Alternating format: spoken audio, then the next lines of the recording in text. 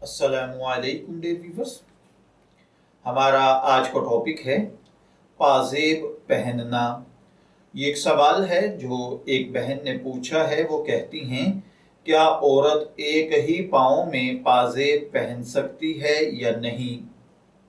देखिए भाइयों और बहनों, याद रखिए, औरतों को चूंकि कुदरती और फितरी तौर पर ज़ेब व ज़ीनत की ज़रूरत होती है, इसलिए शरीयत ने औरत के लिए सोने और चांदी के हर किस्म के जेवरात पहनने की इजाज़त दी है।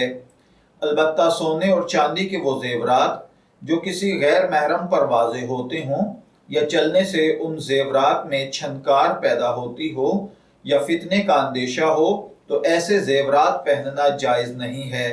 बस अगर पाजेब की बनावट ऐसी है कि इसको पहनने से छनकार ना हो और गैर महरमों पर वाजे ना होता हो और फितने का अंदेशा ना हो, तो औरत के लिए ये पहनना जायज़ है, वगरना नहीं।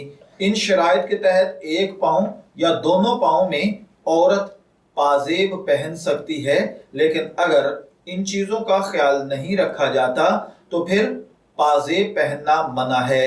सूरह नूर की आयत नंबर 31, जिसका मफहूम ये है, और ना मारे ज़मीन पर अपने पाँव को कि जाना जाए जो छुपाती हैं अपना सिंगार।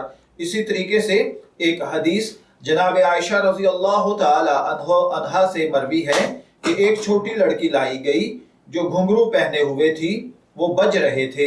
हजरत आयशा रज़ी अल्लाह तआला अन्हा ने इस लड़की को लाने वाली औरत से फरमाया, इस लड़की को मेरे पास उस वक्त तक न लाया जाए जब तक इन घुंघरुओं को काट कर फेंक न दिया जाए, क्योंकि मैंने रसूल करीम सल्लल्लाहु अलैहि वसल्लम को ये फरमाते हुए सुना है कि उस घर में रहमत के फरिश्ते दाखिल नहीं होते जिसमें बाजे की किस्म की कोई चीज होती है।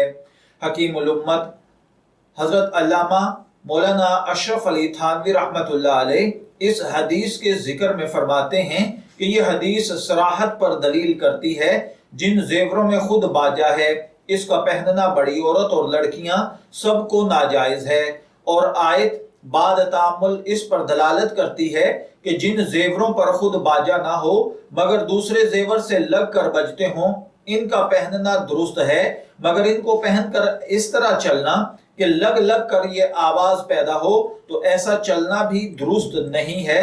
इससे इज्तिनाब बरतना चाहिए। मैं दुआगो हूँ कि अल्लाह ताला हमें इन बातों को समझकर इनके मुताबिक अमल करने की तौफीक अता फरमाए। शब्बीर अहमद को इजाजत दीजिए, फिर हाजिर होंगे किसी नए टॉपिक के साथ। तब तक के लिए अल्लाह हाफिज।